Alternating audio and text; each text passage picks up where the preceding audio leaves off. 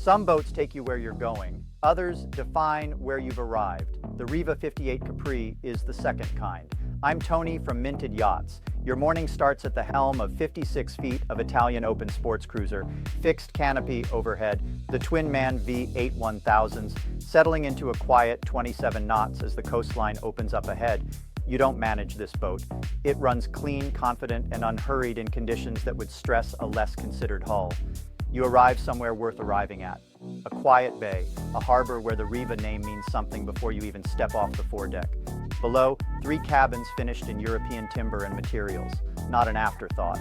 A deliberate space, bright and comfortable, built for the 2 or 4 nights you've been planning.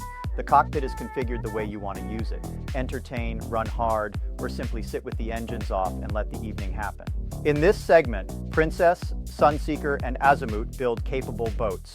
What they can't bring is nearly 2 centuries of Italian boat building. The lines, the name, the way the hull sits in the water when you pull into a new harbor. There are beautiful boats. And then there's a Riva, the 58 Capri, built for the mornings that are worth getting up for and the harbors that are worth arriving at.